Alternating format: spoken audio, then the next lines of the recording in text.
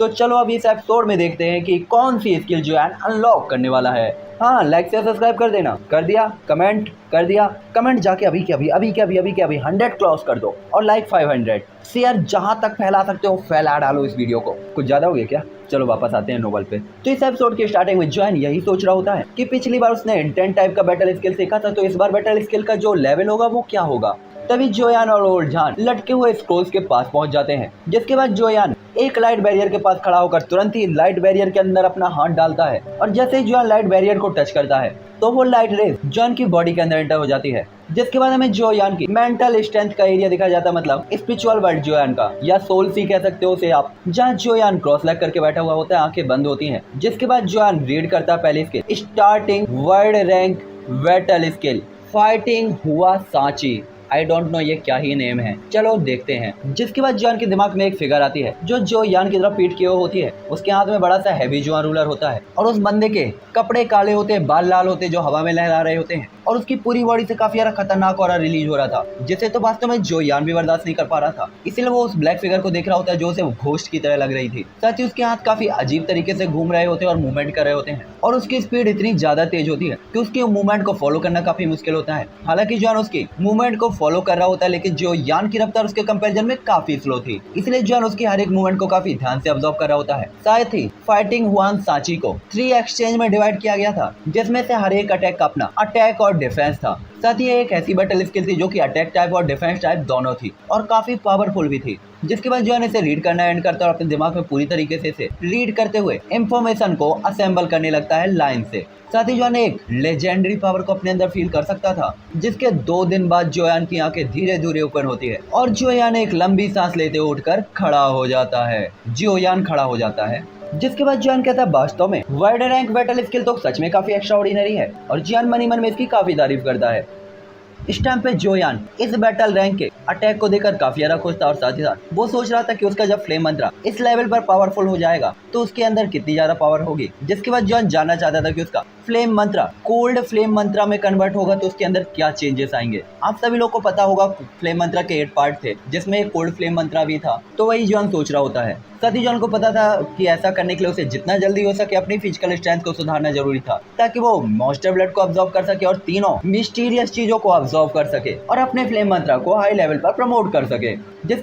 जिसके बाद जोयान अपने हैवी जोयान रूलर को अपने हाथ में पकड़ लेता है और फाइटिंग हुआ सांची को कल्टीवेट करना स्टार्ट कर देता है। साथ ही इस टाइम पे जोयान का रूलर ठीक वैसा ही घूम रहा होता है जैसा उसके सोल सी के अंदर वो पर्सन अपने रूलर को मूवमेंट कर रहा था। साथ ही इस टाइम पे रूलर की टेक्निक काफी हाई लेवल पर पहुंच गई होती है, जहाँ पे जोयान का ये रूलर कहीं पे काफी ज्यादा सॉफ्ट और लचीला लग रहा था तो कहीं पे काफी ज्यादा हार्ड लग रहा होता है। साथ ही जोयान जब इस टेक्निक को कल्टीवेट कर रहा होता है तभी उसके पैरों के नीचे एक अजीब सी बॉडी दिखाई दे रही होती है और जोयान भी इस चीज से काफी ज्यादा हैरान होता है और खुद भी कि वर्ल्ड रैंक की बैटल स्किल के पास वास्तव में अपनी खुद की एक फिजिकल स्किल भी होती है। हालांकि 3 बार से भी कम टाइम के अंदर कल्टीवेट करने के बाद जोयान अपने रूलर को नीचे रखकर रुक जाता है, क्योंकि वर्ल्ड रैंक की बैटल स्किल की जो एनर्जी अब्सॉर्बिंग कैपेसिटी थी, यानी कि इसके लिए जो एनर्जी चाहिए पड़ती थी वो बहुत ज्यादा थी। इसलिए जोयान अपनी प्रेजेंट टाइम की पावर के साथ इसे ज्यादा देर तक कंटिन्यू नहीं रख सकता था और ये सोचकर जोयान खुद पे ही कई बार हंसता भी है, क्योंकि उसे पता था कि अगर उसका फ्लेम मंत्र स्ट्रॉन्ग होता तो उसकी यह हालत कभी नहीं होती। जिसके बाद जोयान क्रॉस लेग करके बैठ जाता है और धीरे धीरे वापस से अपनी एनर्जी को ऑब्जॉर्व करने लगता है। साथ ही जोयान ये भी सोच रहा होता है कि अब वो एल्केमी के फर्स्ट लेवल के पीक लेवल पर पहुंच चुका है। साथ ही वो फाइटिंग हुआ सांची से भी फेमिलियर हो चुका है, तो अब ये टाइम होना चाहिए बाकी की चीजों से फेमिलियर होने का। जिसके बाद जोयान अपने हाथ को फ्लिप करता है और उसके हाथ में एक स्क्रोल दिखाया जाता है जिससे ब्लड मिस्ट निकल रही होती है और ये होती है ब्लड स्पिरिट आर्ट, जो कि किंग हाओरान ने जोयान को दी थी। और इसे देखते हुए जोयान की आंखें काफी ज्यादा गर्म हो जाती हैं, क्योंकि जोयान को पता था कि ये half Holi rank spirit technique होने वाली थी, यानी कि सेमी रैंक भी आप कह सकते हो इसे हाफ को। जिसके बारे में जोयान काफी क्यूरियस था और जुक्सी सिटी जाने से पहले जोयान अपना कुछ टाइम इसे भी देना चाहता था। हालांकि जैसे ही जोयान इसे स्क्रोल को ओपन करता तो एक अजीब ही पावर सीधा ही जोयान के दिमाग के अंदर इंटर हो जाती है, जिससे जोयान की बॉडी और दिमाग कांपने लगता है और जोयान का पूरा दिमाग एक बार फिर से पूरी अजीब सिचुएशन में डूब जाता है। साथ ही जोयान की बॉडी का डायमंड ब्लड अचानक से एक्टिवेट हो जाता है। ब्लड मिस्ट जोयान की बॉडी से चारों तरफ बाहर निकलकर जोयान को घेर लेती है। साथ ही जोयान के चारों ओर की जो एनर्जी थी वो भी काफी ज्यादा कंडेंस होने लगती है। दूसरे इस टाइम पे जब जो है ब्लड स्पिरिट आर्ट को एक्टिवेट करता है तो उसकी बॉडी का जो घोस्ट होता है मिंगलिंग वो भी अचानक से एक्टिवेट हो जाता है और मूवमेंट करने लगता है, जिससे जोयान भी घबरा जाता है, क्योंकि ये घोस्ट जो हमेशा उसकी बॉडी में चुपचाप रहता था और कभी मूवमेंट नहीं करता था, आखिरकार उसे अब क्या हो गया था। साथ ही ब्लड डेमन आर्ट या कि ब्लड स्प्रेट आर्ट को एक्टिवेट करने के कारण जॉन थोड़ा सा हैरान भी होता है, क्योंकि जॉन को काफी सारी अजीब चीजें फील हो रही होती है और जिससे जॉन थोड़ा सा डर भी रहा होता है। हालांकि ये लॉन्ग टाइम तक नहीं रहता और थोड़ी देर बाद जॉन फिर से शांत हो जाता है और ब्लड स्पिरिट आर्ट के कल्टीवेशन में डूब जाता है। साथ ही जॉन को इस ब्लड स्पिरिट आर्ट के कल्टीवेशन से बाहर आने में लगभग 2 दिन लग गए होते हैं और ये देखकर जॉन काफी ज्यादा सरप्राइज रह जाता है, क्योंकि उसने अपनी स्पिरिचुअल पावर पे थोड़ा बहुत सुधार फील किया था। हालांकि ये काफी ज्यादा छोटा था, लेकिन आखिरकार छोटा ही सही, सुधार तो सुधार ही होता है। जिसके बाद जॉन को अपनी बॉडी के अंदर के घोस्ट की अजीब हरकत याद आती है जब उसने ब्लड स्पिरिट आर्ट को एक्टिवेट किया था। तो जॉन कहता है क्या ऐसा हो सकता है, क्या हो सकता है भाई, हमें भी बता दे। जॉन इस टाइम पे काफी ज्यादा एक्साइटेड होता है और कहता है अगर ये मामला है तब तो मैं हर दिन ब्लड स्पिरिट आर्ट को धीरे धीरे कल्टीवेट करूंगा और ऐसे छोटे छोटे सुधार होते होते मेरी स्पिरिट पावर काफी ज्यादा स्ट्रांग हो जाएगी। साथ ही जॉन को पता था ब्लड स्पिरिट आर्ट वास्तव में काफी एक्स्ट्राऑर्डिनरी है, जो कि स्पिरिचुअल पावर को बढ़ा सकती है, क्योंकि स्पिरिचुअल पावर को बढ़ाना काफी कठिन था। और अब जबकि उसके पास लोअर रियलम की स्पिरिट थी यानी कि स्पिरिचुअल पावर, तब तो और भी कठिन।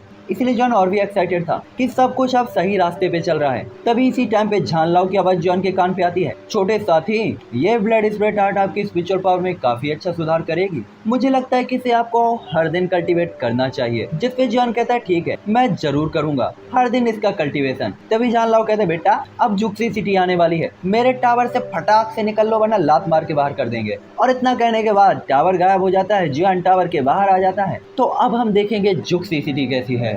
चलो इस टाइम पे जो वर्ड के बीच पर छोटे से लकड़ी के घर के अंदर जो यान बैठा हुआ होता है और गोल्डन टावर को स्टोरेज रिंग में डाल लेता है, जिसके बाद अपने रूम के बैरियर को हटा देता है और दरवाजा खोलकर बाहर निकलता है। तभी उस बर्ड का जो ड्राइवर होता है, हाँ अब इसको मैं क्या ही बोलूं, हमारी टाइम पे ये चलता ही नहीं था, पक्षियों पे कौन उड़ता है, अपन गाड़ी एरोप्लेन में उड़ते हैं तो पायलट कह देता हूँ ज्यादा से ज्यादा इसको, क्योंकि ये भी हवा में उड़ता है। हाँ तो उस बर्ड का जो पायलट था वो तुरंत ही जॉन की तरफ देखते हुए कहता है माय लॉर्ड हम जिक्सी सिटी पहुंच गए हैं। ये देखकर जोयान तुरंत ही हमें से हिलाते हुए सामने की तरफ देखता है तो उसकी शाखाओं में इनफाइनाइट खत्म ना होने वाली एक लग्जरियस सिटी दिखाई देती है। और ये पहली बार थी जब जोयान ने इतना बड़ा शहर देखा था। ऊंची ऊंची इमारतें बिल्कुल अपने मुंबई जैसी आसमान को छूती हुई, यहाँ तक कि बुर्ज खलीफा से भी जो ऊंची होती हैं और बादलों को चीरकर आसमान के अंदर जा रही होती हैं, जिनका कोई अंत ही नहीं था। तभी जोयान कहता है माफ करना, बस मुझे ये बताओ वैसे हम किस डिस्ट्रिक्ट में हैं। तभी वो बंदा कहता है ये डेमन ट्राइब का एरिया है, क्योंकि हम डेमन सिटी से आए हैं तो ऑब्वियसली हम डेमन ट्राइब में ही तो आएंगे। तभी जॉन कहता है लेकिन मैं तो ह्यूमन ट्राइब के डिस्ट्रिक्ट में जाना चाहता हूँ, तो मैं वहाँ कैसे जा सकता हूँ। आखिरकार जॉन का मोटिव तो मेडिसिन सिटी को ढूंढना था ना, याओ प्लेन को, तो वो तो ह्यूमन ट्राइब के अंदर ही मिल सकता था, इसलिए जॉन को ह्यूमन डिस्ट्रिक्ट जाना होता है। तो वो बंदा कहता है सर शहर के अंदर डिस्ट्रिक्ट होने के बाद 2 गली छोड़ के लेफ्ट ले लीजिएगा, उसके बाद सीधे जाते जाइएगा एक पत्थर का टैबलेट मिलेगा, उससे ईस्ट डायरेक्शन को पकड़ के बिल्कुल सीधा कल्टी मार लीजिएगा और वहाँ से आपको एक वार्म होल मिलेगा, जिससे टेलीपोर्ट करते ही आप ह्यूमन डिस्ट्रिक्ट में पहुंच जाएंगे। और ऐसा कहते वो जॉन को बताता है, जिसपे जॉन कहता है तूने जो बताया मुझे समझ में तो नहीं आया, लेकिन सुन के अच्छा लगा, धन्यवाद। जिसके बाद वो सिटी के एरिया की तरफ देखता है और उस बर्ड से नीचे उतरकर सीधा ही लोगों की भीड़ में गायब हो जाता है। पैसे तक नहीं दिए भाई इस बंदे ने। अच्छा सॉरी, ये तो उसके दोस्त का ही खानदानी बिजनेस है, उससे पैसा काहे को लगेगा। इस टाइम पे जुक्सी सिटी के अंदर लोगों का आना जाना कंटिन्यू लगा ही रहता है और जोयान शहर में लोगों की हलचल को देख सकता था। जिसके बाद उस बंदे द्वारा कही गई डायरेक्शन को फॉलो करता हुआ जोयान 1-2 गली कल्टी मारता है और सीधा ही ईस्ट डायरेक्शन की तरफ चलने लगता है। साथ ही जॉन अपने दाएं बाएं तरफ देख रहा होता है, हर तरफ दुकानें ही दुकानें होती हैं, काफी ऊंची ऊंची इमारतें और चमकदार माउंटेन रेंजेस भी होती हैं। साथ ही यहाँ की बड़ी बड़ी सड़कें साफ सुथरी होती हैं। साथ ही सड़क के दोनों किनारे हरे हरे पेड़ लगे हुए होते हैं। साथ ही आसमान में काले बादल छाए हुए थे, जिससे लाइटिंग्स की आवाजें आ रही होती हैं। लेकिन शहर में हर कोई काफी ज्यादा इम्प्रेशनलेस और उदासीन और काफी ज्यादा खराब मूड में दिख रहा होता है, जैसे कि वो लंबे समय से इस बोरिंग माहौल के आदी हो चुके हों। जिसके बाद जॉन सीधा ही वार्म होल की डायरेक्शन में चला जाता है और लगभग 1 घंटे बाद उसे अपने सामने 6 बड़े बड़े वार्म होल दिखाई देते हैं, जो 6 अलग अलग डायरेक्शन में जा रहे होते हैं। तभी जॉन कहता है साला इसने सब कुछ बताया, ये नहीं बताया कि कौन से वाले में घुस के कौन से वाले से निकलना है। तभी जॉन कहता है यहाँ पे 6 टीमें खड़ी हुई हैं, चलो यहीं से पूछ लेते हैं। जिसके बाद जॉन देखता है कि यह वार्म होल टेलीपोर्टेशन एरिया होता है और काफी सारे लोग लाइन में लगे हुए वार्म होल से जाने के लिए वेट कर रहे होते हैं। थोड़ी देर से भी कम के टाइम के अंदर जॉन वार्म होल के अंदर आखिरकार एंटर हो जाता है। साथ ही जरूरी जो कीमत होती है 1000 गोल्ड कॉइन वो जॉन यहाँ पे दे देता है और लोगों को फॉलो करते हुए जॉन वार्म होल के अंदर एंटर होता है ताकि वो ह्यूमन डिस्ट्रिक्ट की तरफ जा पाए। जैसे जॉन वार्म होल के अंदर कदम रखता है तो उसे ऐसा लगता है जैसे उसने किसी सॉलिड चीज पर कदम रखा हो, और जब वो करीब से देखता तो ये एक एशियन नाव थी और ये एक तरीके की नाव थी जो केवल वार्म होल के अंदर ही ट्रेवल कर सकती थी और जॉन ने डुइकी कॉन्टिनेंट के अंदर भी इसे देखा था। मैंने क्या कहा था, इसके अंदर डुइकी कॉन्टिनेंट के काफी सारे रेफरेंसेस है, लेकिन डाउकी कॉन्टिनेंट के कंपैरिजन यहाँ की जो बोट होती है वो काफी ज्यादा महंगी थी। साथ ही इस बोट के ऊपर काफी सारे लोग थे जो कि पालती मारकर बैठे हुए होते हैं, इसीलिए जोयान भी देखा सीखी में पालती मारकर बैठ जाता है। साथ ही सब कुछ काफी शांत चल रहा होता है और 1 घंटे से भी कम के टाइम के अंदर वो ह्यूमन डिस्ट्रिक्ट में पहुंच जाते हैं। ये देखकर तो जोयान भी दिल में तारीफ करते हुए कहता है, ये सही था यार, इतना तेज। जॉन ने इतने कम पैसे के अंदर इतने हाई क्वालिटी के वार्महोल में ट्रेवल करने की उम्मीद नहीं की थी। हाँ, यही होता है जब गरीब के हाथ में सोने का कटोरा लग जाए। जोयान के मन में काफी ज्यादा शक होता है तो काफी ज्यादा तारीफ भी भरी हुई होती है कि सच में ये कॉन्टिनेंट काफी अच्छा है। हमें भी पता है कि राइटर तुम चूतिया हो क्योंकि तुमने ये बात हमको 20 बार बता दी है, फिर भी तुम यही बता रहे हो। जिसके बाद जॉन जैसे ही वार्महोल से बाहर निकलता है तो अपना सिर उठाता है तो उसके सामने उसके सिरों से भी ऊंची दीवार होती है, इमारत होती है। यहाँ तक कि जोयान उसके लास्ट एज को देख ही नहीं पा रहा था। क्या ये इमारत दीपिका पादुकोण और कानून के हाथ से भी ज्यादा लंबी है? साथ ही आसमान की तरफ देखते हुए जॉन देख सकता था ये जो इमारत थी वो ब्लर क्लाउड मिस्ट के अंदर गिरी हुई थी, लेकिन इसके पीक पर 5 बड़े गोल्डन बर्ड लिखे हुए होते हैं जो कि होते हैं वांग जिंग ग्रैंड होटल। हाँ, ओयो की ब्रांच होगी ये भी, जहाँ पे डाई साइज के भी आइकन बने हुए होते हैं। तो जॉन खुद से कहता, बेटा ऐसा लग रहा है ये कौनो कैसीनो असीनो है, चलो 3 पत्ती खेल के आते हैं। और इसके बाद जॉन इस शानदार इमारत को देखकर काफी ज्यादा हैरान होता है और काफी तारीफ भी करता है क्योंकि डुइकी कॉन्टिनेंट या की डी झोउ के अंदर भी उसने ऐसी इमारत नहीं देखी थी। इसीलिए जॉन थोड़ा सा क्यूरियस होते हुए आगे की तरफ चलने लगता है क्योंकि किंग हाओरान के अकॉर्डिंग जॉन उसी सड़क पर जाता है जहाँ से याओ क्लेरवो जा सकता था। जिसके बाद रास्ते में क्यूरियस तरीके से जॉन काफी फेरी वालों की आवाज को सुनता है जो कि कह रहे होते आलू ले लो, सब्जी ले लो, पालक ले लो, भाजी ले लो, गोभी ले लो। अब मैजिकल मेडिसिनल इंग्रेडिएंट के नाम कठिन है इसलिए मैंने ऐसा कह दिया। साथ ही यहाँ पे जो सीन होता है वो काफी ज्यादा हलचल भरा होता है। साथ ही कभी कभी यहाँ पे लाइटिंग की भी आवाजों को सुना जा सकता था। जिसके बाद जॉन चलते चलते कुछ गलियों से मुड़ने के बाद एक शानदार पवेलियन के बाहर आकर रुक जाता है जहाँ पवेलियन के ऊपर 3 वर्ड लिखे हुए होते हैं, ट्रेजर बिल्डिंग। और ये एक ऐसी दुकान थी जो कि ट्रेजर्स को सेल करती थी, किसी भी तरीके के अजीब टाइप के ट्रेजर्स को जिसे लोग नहीं जानते थे कि इनका यूज क्या है, यहाँ बेच जाते थे और ये लोग दूसरे को चिपका देते थे। 21 दिन में पैसा डबल। अच्छा पाजी को ये स्कीम यहीं से हाथ लगी थी। साथ ही यहाँ की हलचल और लोगों के आने जाने को देखकर जॉन ने इतना अंदाजा लगा लिया था कि इस बिल्डिंग का काफी अच्छा खासा बिजनेस चल रहा है भाई और लोगों के बीच में इसकी काफी पॉपुलैरिटी और प्रतिष्ठा है। जिसके बाद जॉन गेट पे खड़ा हो जाता है और अंदर जाने से झिझक रहा होता है क्योंकि भाई पैसा नहीं था ना जेब में, और जब जेब में पैसा ना होना तो बंदा पहले ही हेजिटेट होने लगता है। लेकिन आखिरकार अपना ठर गेट के अंदर चला ही जाता है और उसके सामने आता है एक बड़ा सा हॉल के अंदर काफी सारे काउंटर्स होते हैं और काउंटर में काफी सारी अलग अलग चीजें होती हैं जहाँ पे medicinal ingredient, pills, weapons, battle skills, magical powers, लगभग सब कुछ।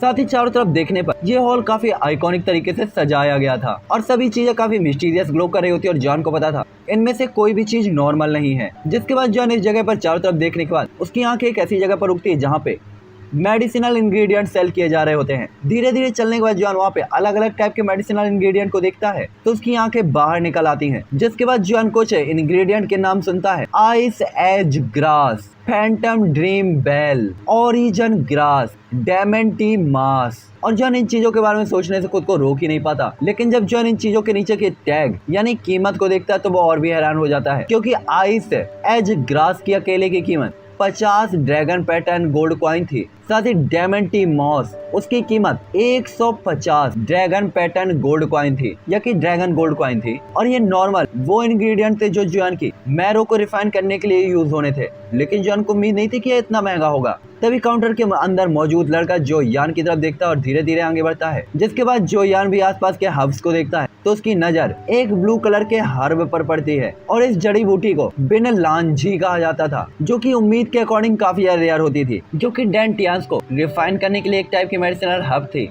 और इसकी कीमत 500 ड्रैगन गोल्ड कॉइन होती है। तभी जॉन अपने सामने वाले लड़के की तरफ देखते हुए कहता है, क्या आप मुझे ये मेडिसिनल हर्ब्स दिखा सकते हैं? और विन लांजी की तरफ इशारा करता है।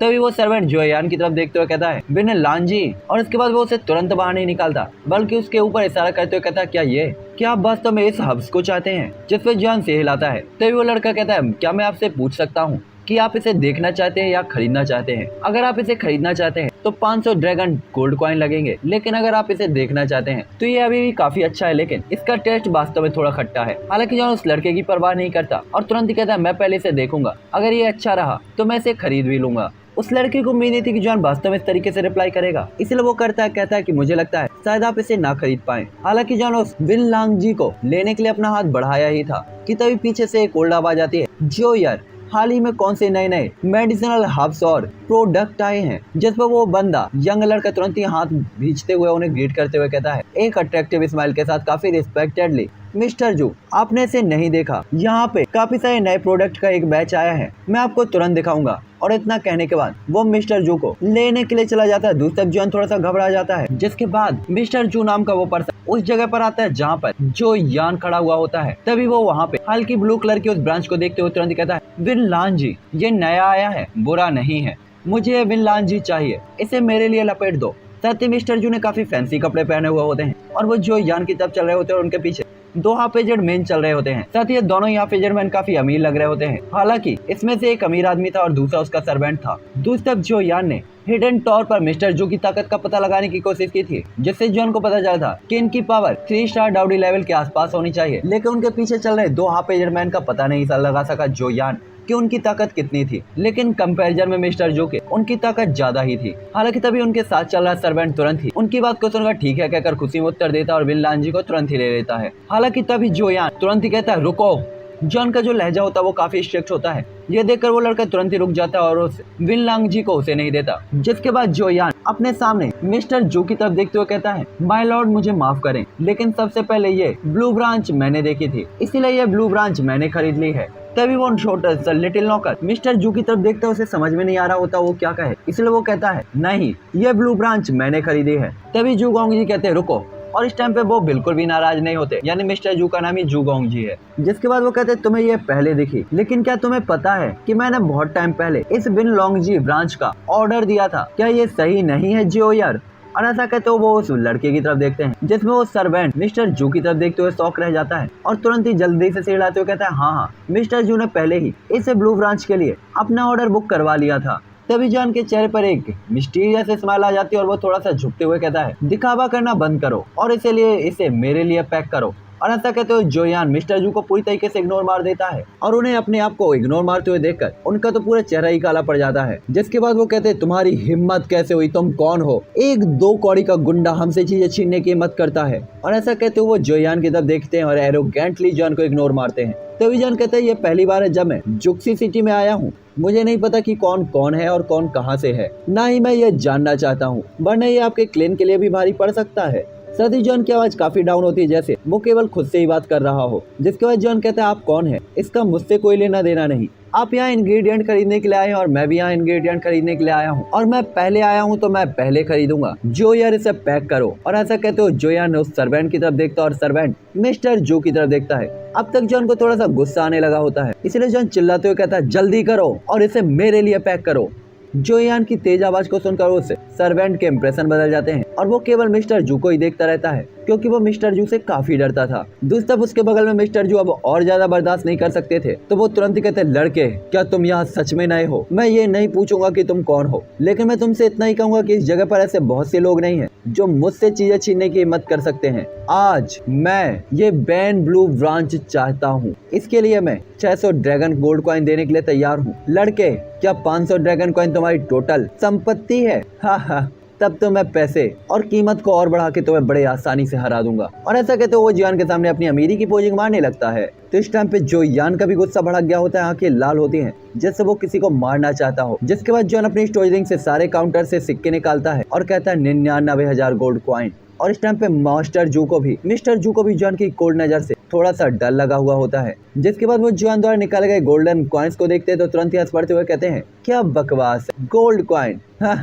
गोल्ड कॉइन का यूज मुझसे चीजें खरीदने में? जो यार मेरे पास 1100 अबे सीधा 1100, मैं क्या पढ़ता रहता हूँ, 1100 ड्रैगन गोल्ड कॉइन है। जोयान को नहीं पता था कि जिक्सी सिटी में खरीदने और बेचने के लिए बहुत सारी चीजें हैं, लेकिन इन्हें केवल ड्रैगन टेल्स के साथ ही खरीदा जा सकता था। और गोल्ड कॉइन का यूज आमतौर पर केवल इन्हें ड्रैगन टेल्स में है, और वो केवल अब इसी चीज को निकाल सकता था। और इस चीज को निकालते देखकर सभी लोग जोयान की तरफ देखने लगते हैं और आसपास की पूरी भीड़ में हंगामा मच जाता है और चर्चाएं शुरू हो जाती है। तभी उनमें से एक बंदा कहता है मास्टर असिस्टेंट, ये लड़का किसी बड़ी फैमिली से होना चाहिए जो शायद पहली बार जिक्सी सिटी में आया है, वरना वो 6 स्टार मैजिकल कोर को कैसे निकाल सकता है। साथ ही बाकी की आवाजें भी भी काफी धीमी होती है। तभी एक आवाज आती है, चुप रहो। जिसके बाद दो लोग जो यान की तरफ देखते वो उस तरफ बढ़ने लगते हैं जहाँ एक मास्टर होता तो दूसरा सर्वेंट होता है। मास्टर यंग होता है और उसने ब्राउन कलर के कपड़े पहने होते, फिगर काफी नाजुक, चेहरे पे इंप्रेशन काफी शांत होते हैं और बिल्कुल वो ललचाई हुई काफी चतुराई से जॉन को देख रहा होता है। तो जॉन भी ग्रेटफुल तरीके से उसे देखता है। दूसरा मास्टर जू तो पूरी तरीके से शॉक होते हैं क्योंकि उन्होंने जो यान के द्वारा 6 स्टार के मैजिकल कोर को निकालने की उम्मीद नहीं की थी। साथ ही उन्हें विश्वास नहीं हो रहा था कि उनके सामने का यह गरीब लड़का जिसने अपने सारे गोल्ड कॉइन निकाल लिए थे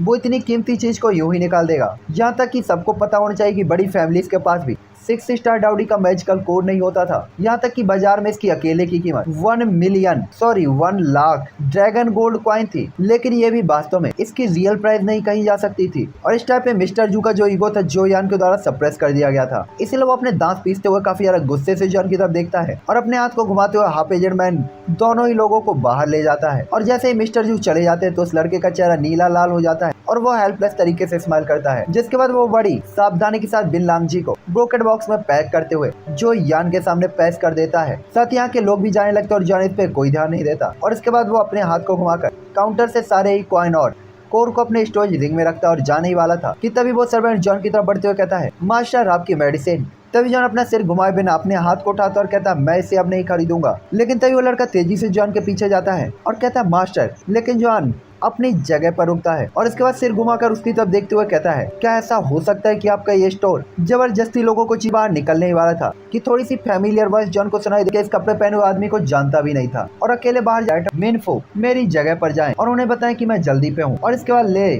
साओलोंग अपने फॉलो करने वाले पर्सन को जाने का ऑर्डर देता और इसके बाद कहता, माय लॉर्ड प्लीज, और आगे बढ़कर जो यान को उसके पीछे आने का संकेत देता है। सती स्टोर में खड़े हुए सर्वेंट ने जो यान को एक बार फिर से मनाने की स्ट्रेटजी तो बनाई थी, लेकिन ले साओलोंग को जॉन को दूर ले जाते देखकर वो कुछ भी नहीं कह सका था क्योंकि वो साओलोंग को जानता था और वो ऐसा पर्सन नहीं था जिसे वो भड़का सके।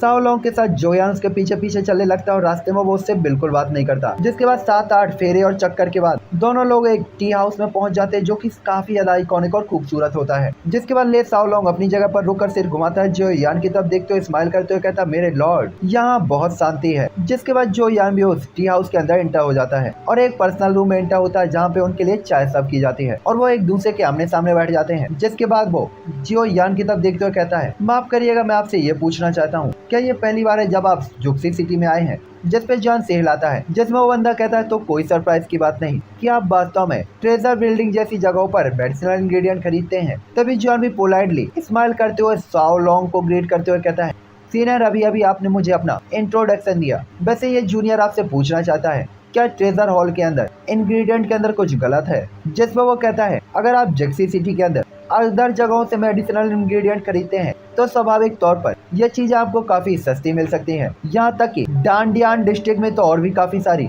सस्ती चीजें हैं। बाकी की जगहों पर आमतौर पर काफी अजनबी लोग सेल करते हैं, इसलिए इन चीजों का प्राइस काफी ज्यादा महंगा होता है। तभी जॉन कहता है, क्या मिस्टर जू भी इसे यहीं पे खरीदने के लिए नहीं आए थे? जिसमें साओ लोंग तुरंत ही कहता है, वो एक अमीर बच्चा है जो उसे फॉलो करता है। साथ ही वो चाहता है कि लोग उसे फॉलो करें। यहाँ का वो अच्छा जानकार भी है। साथ ही वो जानता है कि अगर वो डांडियान डिस्ट्रिक्ट में जाता है तो कोई भी उसको फॉलो नहीं करेगा, ना ही कोई उसकी चापुलिसी करेगा। और इसके अलावा यहाँ पे चीजें खरीदने में उसे काफी ज्यादा छूट भी मिलती, जिसपे वो कहता है, ओ ये सही है, मुझे नहीं लगता कि यंग मास्टर बहुत ज्यादा स्ट्रॉन्ग है। साथ ही उनके पास लिए 6 स्टार डाउडी लेवल के मैजिकल को और ये बंदा। जिसके बाद साओलोंग तुरंत ही कहता है, क्या मैं पूछ सकता हूँ कि मिस्टर जियोयान जिक्सी सिटी में किस लिए आए हैं? हो सके तो क्या मैं उनकी थोड़ी सी मदद कर सकता हूँ? जिसपे जियोयान कहता है, मैं यहाँ याओ फैमिली को ढूंढने के लिए आया हूँ। तभी ले साओलोंग थोड़ा सा हैरान होते हुए कहता है, याओ फैमिली की तलाश, क्या आप बदला लेना चाहते हैं? तभी जॉन कहता है, नहीं, मैं तो यहाँ याओ फैमिली से मदद मांगने के लिए आया हूँ ताकि अपने एंसेस्टर की सोल को रिवाइव कर सकूं और उसे रिवाइव करने का रास्ता ढूंढ सकूं। और ऐसा कहते हुए जॉन साओलोंग को जिक्सी सिटी आने का मोटिव बताता है। यह सुनकर साओलोंग तुरंत ही जॉन की तरफ देखते हुए कहता है, फिर मैं आपको सजेशन दूंगा कि आप उसे ढूंढने के लिए सिटी में ना जाएं। क्या आप जानते हैं मिस्टर जू जिससे अभी आप बहस कर रहे थे, वह याओ फैमिली का ही बेटा है जो जिक्सी सिटी के अंदर लोगों को मैनेज करता है और मैनेजर है। उसकी बात को सुनकर जॉन तुरंत ही समझ जाता है कि ले साओलोंग का क्या मतलब था और उसने न सिर्फ मिस्टर जू को नाराज किया था, इसीलिए अगर वो अब उससे मदद मांगने जाता तो वो जॉन की मदद बिल्कुल भी नहीं करता। तभी जॉन के ऐसे इंप्रेशन को देखकर ले साओलोंग हंसते हुए कहता है, लेकिन आपको चिंता करने की जरूरत नहीं है मिस्टर जू, जहाँ तक मुझे पता है कि आप याओ क्लैन का ट्रेजर जानना चाहते हैं तो आपको साउथ माउंटेन रेंज में याओ क्लेन में जाना चाहिए। ये सुनकर जॉन से हिलाता और जॉन को पता था कि किंग हावरान ने उससे कहा था कि याओ क्लैन का ट्रेजर प्राप्त करना काफी मुश्किल है, जिसे जिक्सी सिटी की ब्रांच द्वारा तो मैनेज बिल्कुल भी नहीं किया जा सकता। तभी साओलोंग बात बदलते हुए कहता है, ठीक है चलिए याओ क्लैन के बारे में बात नहीं करते, आपके बारे में बात करते हैं। अगर आप जियो क्लैन में या अगर आप याओ क्लैन में नहीं जाते तो क्या मिस्टर जियो कहाँ जा रहे हैं? क्या वो जुक्सी सिटी घूमने की स्ट्रेटजी नहीं बना रहे?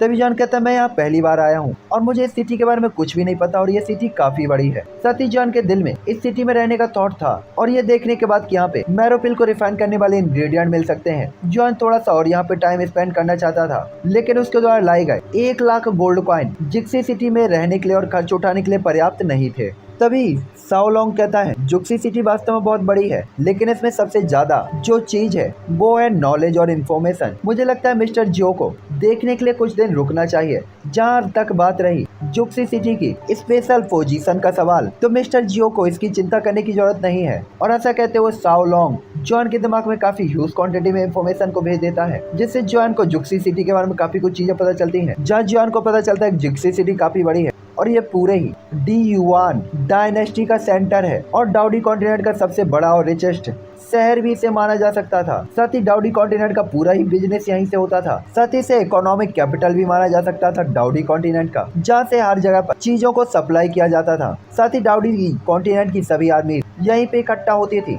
इसलिए जिक्सी सिटी पूरे कॉन्टिनेंट की सबसे फास्ट और सबसे सेफेस्ट सिटी थी, जहाँ पे वार्म होल और ट्रांसफॉर्मेशन भी थे। साथ ही वार्म होल को बनाए रखने के लिए शहर काफी ज्यादा खर्चों को भी करता था। साथ ही 6 वार्म होल को 6 पावरफुल क्लेन ही मैनेज करते थे। साथ ही जिक्सी सिटी के अंदर की थोड़ी सी भी लेन देन की राशि को एक्सचेंज में बदल दिया जाता था। साथ ही 10% प्रॉफिट या की लॉस की परवाह किए बगैर इसे 6 मेन पावरफुल पावर हाउसेस अपने साथ एक बराबर बांट लेते थे। साथ ही जुक्सी सिटी के अंदर बिजनेस और ज्यादातर मर्चेंट्स अपनी तरफ अट्रैक्ट करने के लिए इन 6 पावरफुल फैमिलीज ने अपने अपने चालों को चला था। साथ ही वार्म होल और ट्रांसफॉर्मेशन शहर का जो लागत थी उसे भी बहुत सभी तरीके की चीजें बेची जाती थी। अजीब ट्रेजर्स अवेलेबल थे और यहाँ पे हर कोई अपनी नजर के हिसाब से ही कोई चीज ले सकता था और उसकी नजर पे डिपेंड करता था कि किसकी नजर कितनी तेज है। यहाँ तक कि सबसे कम कीमत में काफी रेयर ट्रेजर भी मिलने के चांसेस रहते थे, तो काफी हाई कीमत में भी आप बेकार चीजें पा सकते थे। कुल मिला के ये अपने यहाँ का चोर बाजार जैसा होता है। सरोजनी मार्केट या चोर बाजार मान लो,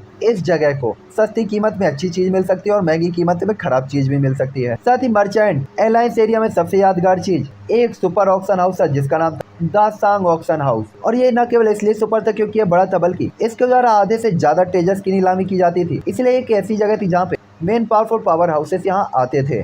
तो चलो गाइस, इसी के साथ अब ये एपिसोड यहीं पे एंड करूंगा। मैंने आपको यहाँ की जगहों के बारे में बता दिया है, तो अब इसके बाद का जो एपिसोड है वो हम नेक्स्ट एपिसोड पे एक्सप्लेन करेंगे और देखेंगे कल क्या होता है। तो लाइक शेयर सब्सक्राइब मार देना और also thank you for your support. तो लाइक शेयर सब्सक्राइब मारते रहना, कमेंट करते रहना और ऐसे ही सपोर्ट दिखाते रहना। बाय बाय ट्रियन फैमिली।